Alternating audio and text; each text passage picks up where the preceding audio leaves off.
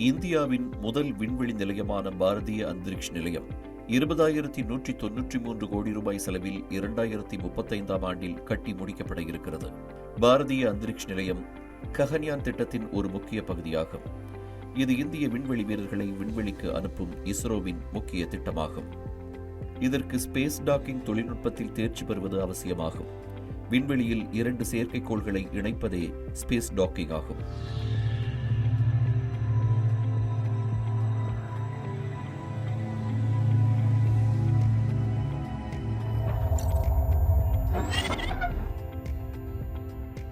இந்நிலையில் கடந்த டிசம்பர் 30ஆம் தேதி BSLV C-60 ராக்கெட் மூலம் தலா 220 கிலோ எடை கொண்ட STX-01 மற்றும் STX-02 ஆகிய 2 சிறிய செயற்கைக்கோள்களை இஸ்ரோ விண்ணில் செலுத்தியது.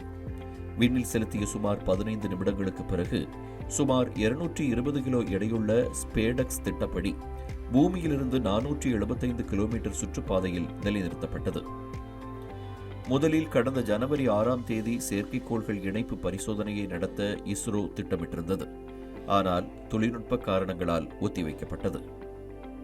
கடந்த 9ஆம் தேதி 2 செயற்கைக்கோள்களுக்கு இடையிலான தூரத்தை 500 மீட்டரில் இருந்து 225 மீட்டராக குறைக்கும் போது மீண்டும் தொழில்நுட்ப கோளாறு ஏற்பட்டது. எனவே இணைப்பு பரிசோதனை 2வது முறையாக மீண்டும் ஒத்திவைக்கப்பட்டது. பின்னர் இஸ்ரோ மிகுந்த எச்சரிக்கையுடன் இணைப்புக்கான 3வது முயற்சியை 11ஆம் தேதி தொடங்கியது. 3வது முயற்சியில் செயற்கைக்கோள்களுக்கு இடையேயான தூரத்தை 500 மீட்டரில் இருந்து 230 மீட்டர், 105 மீட்டர், 15 மீட்டர், 3 மீட்டர் என இஸ்ரோ படிப்படியாக எளிதாக குறைத்தது. இறுதியாக ஸ்பேடெக்ஸ் விண்வெளியில் செயற்கைக்கோள்கள் இணைப்பு பரிசோதனை வெற்றிகரமாக நிறைவடைந்ததாக இஸ்ரோ அறிவித்துள்ளது. முழுவதும் உள்நாட்டிலேயே உருவாக்கப்பட்ட பார்டியா டாக்கிங் சிஸ்டம் என்ற அமைப்பை பயன்படுத்தி இஸ்ரோ விண்வெளியில் செயற்கைக்கோள்கள் இணைப்பை செய்திருக்கிறது. மேலும் விண்ணில் செலுத்திய 15 நாட்களில் 4வது முயற்சியிலேயே இஸ்ரோ புதிய சாதனையை படைத்திருக்கிறது.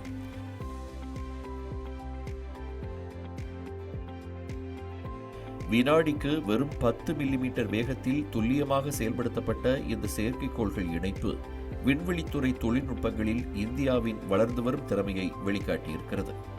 இந்த ஸ்பேடெக்ஸ் வெற்றியின் மூலம் குறைந்த செலவில் தொழில்நுட்ப திட்டங்களை செயல்படுத்த முடியும் என்பதை இஸ்ரோ நடைமுறையில் நிரூபித்து காட்டியிருக்கிறது.